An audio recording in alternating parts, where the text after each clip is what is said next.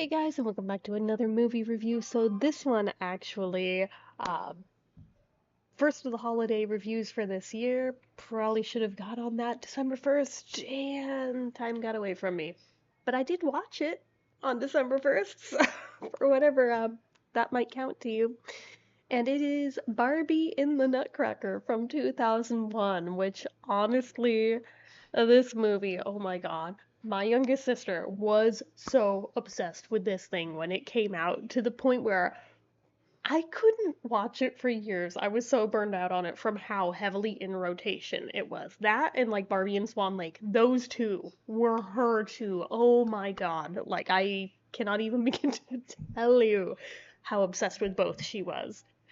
But it's kind of endearing now that it's been so many years later. So it's just like now it just makes me think of her. But I accidentally kicked these out. So let me okay. Hopefully it didn't destroy the audio. I don't think it will because we're recording through the mic, not these. So anyway, so this movie for coming out in 2001, actually the CGI on this is not the worst. I mean, it's not up to today's standards, naturally. It's an over 20-year-old movie, nearly 25 at this point, which is crazy when I stop and think about it being that long ago. But regardless, it wasn't quite to Pixar level, but it also didn't look like the absolute dogshit CGI of a lot of cheaper, just CGI straight to home video movies that came out around that time. So it's got that going for it. Now, the actual plot line in this, it's interesting. Because in certain ways, it's actually quite faithful to the source material, and in other ways, it just goes off in a whole other direction to where I'm like, okay, why are we really girl bossing Nutcracker? Like, really? And I say this as somebody. Oh, hold on. So basically, my takeaway here was like, are we really girl bossing the Nutcracker? Which apparently, kinda yes, kinda no. Because as I recall in the original Nutcracker story, it's like Clara is not an orphan, is she? I don't remember her being an orphan, but apparently in this version of the tale, Barbie is, and I guess Tommy is supposed to be her little brother in this. I don't even know. Where the hell's Kelly? I don't know, but she shows up as one of the fairies in the middle of the actual Nutcracker dream, but not like in reality. Even though canonically she is way more attached to Barbie than Tommy was. Make it make sense. I know. So, like I said, it does go off script with certain details like that where I'm like, am I judging? Yes, I'm judging. But I mean, I could live with that. But the whole thing about the Sugar Plum Fairy, oh, now the Sugar Plum Fairy and the Sugar Plum Princess are two different entities, and Barbie apparently is the Sugar Plum Princess, of whom they went on their quest to find to change her back to real size after she gets shrunk down to the size of the Nutcracker. Yeah, I know. I know. I hear how stupid it is as I say it out loud, but this is the plot of Barbie and the Nutcracker. What can I tell you? But did I mention that Tim Curry is the Rat King? Yes, Dr. Frankenfurter is the Rat King in this. Let that sink in, because honestly, like, he's basically the equivalent of Michael Caine in Muppets Christmas Carol, and how seriously he played that damn role despite being in a Muppets movie. That is what Tim Curry did here in this Barbie movie. He took it entirely too seriously, but also that kind of makes it epic in just how seriously he took it. So it's like, okay. And then randomly, Rob Paulson is also in it. As in Rob Paulson of Pinky and the Brain fame. Pinky. Yeah. So once you hear it, you can't unhear it. I know he's done like a million other roles besides just Pinky, but like you hear that voice and you know damn well it's the role you're associating it with. You know you are. So uh I think those were like the two big names that I caught on to in the IMDb page where I was like, "Oh, interesting," but I was aware of them even before going in. Although I have to admit, first time I sat through this movie, like a gazillion years ago when Kimmy was little, did not clock either one of them in it. I knew both voices sounded wildly familiar to me.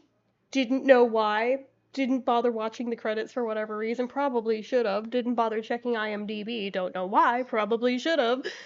But the day I found out they are both in it, I was like, this is worth a revisit. Like, it is so worth a revisit. Actually, leading up to the live action Barbie movie a couple years ago, I had fully intended on doing like a deep dive of all of the Barbie movies and Barbie adjacent projects like Barbie Life in the Dream House, Barbie It Takes Two, etc., etc. I was going to review all of them leading up to it. Clearly, that didn't happen. My brain is still back there 2 years ago, and I still kind of want to do that deep dive, kind of like I started going through the American Girl movies. Anyway, side point. But I mean, for the most part, like, it has the original score of Nutcracker in it, which I appreciate. At least they didn't bastardize that. I have seen versions that have. So that is not always a guarantee, believe it or not, especially when it comes to kids' media.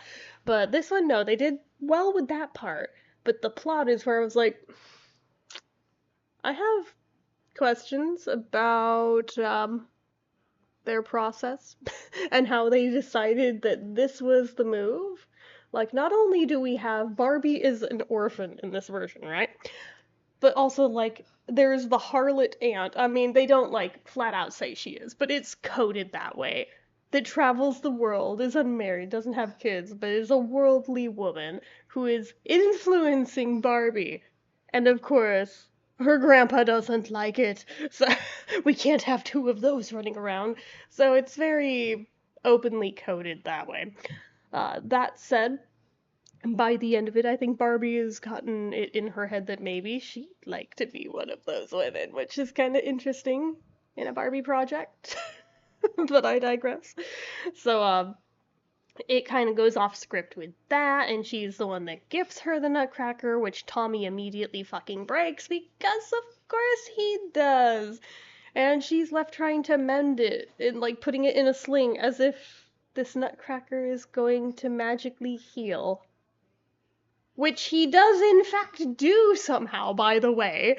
And we're just supposed to forget that that was a plot point at all, I guess. Because it's like, yeah, for the first act, he has his arm in a sling, and then randomly he's fine. And it's off, and he's good to go. So apparently wood heals? Question mark? That's the whole thing. But there's a lot of stuff in this where I'm like, I don't remember this version being this dark and being kids media from the early 2000s. I'm like, I'm kind of surprised by that. Had this been an 80s project, I would fully expect that, and I think it's why my generation are kind of fucked up, because all of the kids' movies were surprisingly dark in the 80s, and I don't know why. I blame Don Bluth for setting the tone for everyone else, but everyone else jumped on that bandwagon, and we got some really weird movies out of that decade. Let's be so for real about that. But no, this almost kind of feels like that same vibe where I'm like, I'm very surprised by that and for the year that this came out. But then again, you think about what happened in worldwide news in 2001. Let's think real hard that would put somebody in a mindset to want to create really dark media. Did this come out before 9/11 or after 9/11? That part I'm unsure of. But, I mean, it is a factor to take into account that may or may not have had something to do with something.